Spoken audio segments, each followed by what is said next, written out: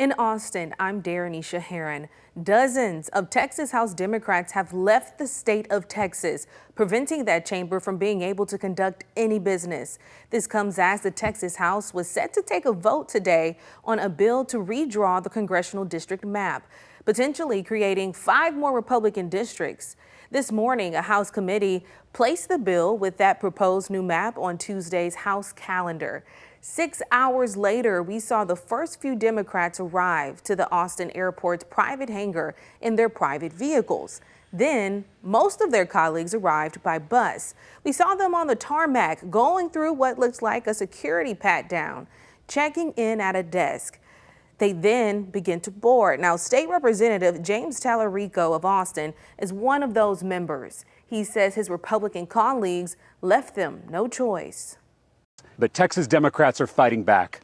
We're leaving the state, breaking quorum, and preventing Republicans from silencing our voices and rigging the next election. We are not fighting for the Democratic Party. We are fighting for the democratic process, and the stakes could not be higher. We have to take a stand. As news of the Democrats leaving Texas spread, Speaker of the Texas House of Representatives, Dustin Burrows, posted this on X, writing, quote, "The Texas House will be convening at 3 p.m. Monday. If a quorum is not present then, to borrow the recent talking points from some of my Democrat colleagues, all options will be on the table." A bill that would ban THC in Texas is on its way to the House. Lawmakers passed Senate Bill 5 earlier this week. It bans retailers from selling intoxicating cannabinoids. They would still be able to sell CBD and CBG products. Governor Greg Abbott vetoed a THC ban during the regular legislative session.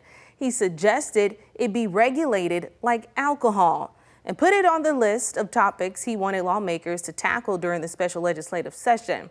If the House passes Senate Bill 5 as well, it'll go to the governor for consideration.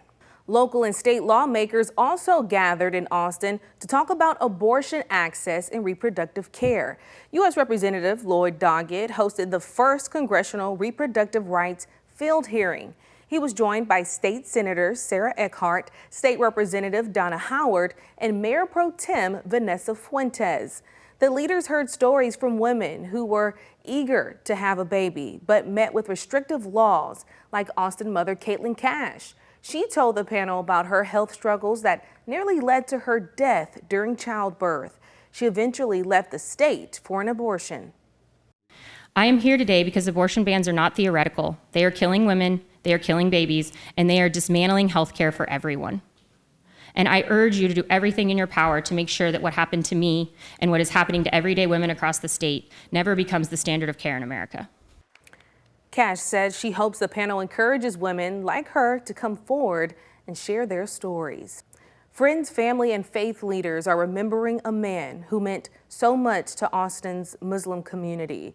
Islam Masad, a longtime mentor and spiritual guide, was hit and killed while walking along North Lamar Boulevard last week.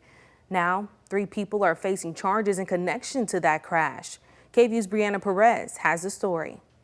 Never too big to do the small things, never too small to do the big things. A community mourning the loss of Imam Islam Masad, a devoted spiritual leader and advocate for the Central Texas Muslim community. Shamal Zayan with the Council on American Islamic Relations says he served as an imam in various mosques from 2008 to 2023. A mentor to many, she says he was compassionate and humble. For him, everyone was equally important. He wouldn't look at like, oh, this is a big deed or this is a small deed. If it's good, he wants to do it.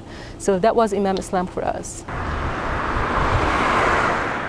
Last Sunday, Masad was hit by a car about 1 mile away from the North Austin Muslim Community Center. According to Austin police, it happened when one car crashed into another, causing it to spin out and hit Masad on North Lamar near West Palmer Lane. The driver of one of the vehicles, a 16-year-old boy, was charged with aggravated assault with a deadly weapon. The driver of the second vehicle, 33-year-old Markel Turner, was charged with driving while intoxicated, and his passenger, 34-year-old Jarena Robinson, was charged with possession of controlled substances and narcotics. According to Austin police, Mossad was not in the street, rather on the grass shoulder. APD says there is no crosswalk in the area, an issue Zion says the mosque has brought forward to the city. We had this conversation with them about the safety of the community, about the need for extra, measures for people who walk, for people who cross the street. She says in 2018, the mosque proposed multiple suggestions like building a skyway for pedestrians walking and adding speed bumps. We need help. We need some attention. Now we are 2025, and after this huge loss for the community, we want to bring this up again. According to a city spokesperson, work is underway along both sides of North Lamar, from Runberg Lane to Palmer Lane. Construction on sidewalk improvements began in February of this year. In a statement, the city said, quote, as part of the improvements, crews will be adding sidewalks to fill in all absent sidewalk gaps, as well as bring all non-compliant existing sidewalks up to ADA standards, end quote. Sunday morning, community members came together to clean up vandalism spray painted on a church in South Austin. The church says their pride flag was torn down and the message, "Pride was the first sin," was graffitied on the front of the building. But volunteers decided to change the message of hate into something beautiful. So we're going to be painting today 2 trans-inclusive flags on either side of our doorway, as well as broken stained glass, because we believe that we are each broken pieces of stained glass that all come together to make a beautiful picture.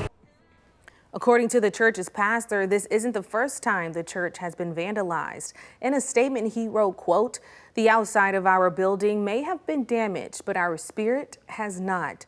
Our commitment to love, justice, and inclusion only grows stronger, and our doors will remain open to everyone," end quote.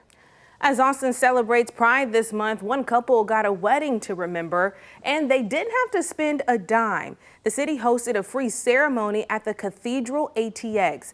Presiding over it, Judge Denise Hernandez, the first openly gay judge to serve in a Travis County court. The couple, Megan and Riley, were chosen after submitting an application and sharing their love story. This is the second year Judge Hernandez has helped offer a free wedding in honor of Pride. And this time, she says, they took it to another level. Yeah, this year we really wanted to focus on providing more intentionality, not just providing the venue, but also providing the preparation, which is where the hair and makeup came in, which is where the photography came in, and the drinks, and making sure that the couple felt celebrated in every aspect of the planning. The couple who received the free wedding have been together for more than 8 years. And Austin's Park and Recreation Department paired up with several local groups to help students get ready for the new school year. Over the weekend, families brought their kids to the Montopolis Recreation and Community Center in Southeast Austin to pick up free backpacks and school supplies. Those are the headlines here in Austin. I'm Darenisha Heron.